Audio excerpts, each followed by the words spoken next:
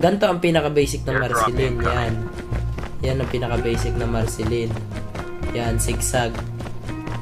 So, mapipredict ka ng kalaban na gaganon-ganon ka lang. So, matututukan ka pa rin. So, ang gaganon mo, ganito. 1.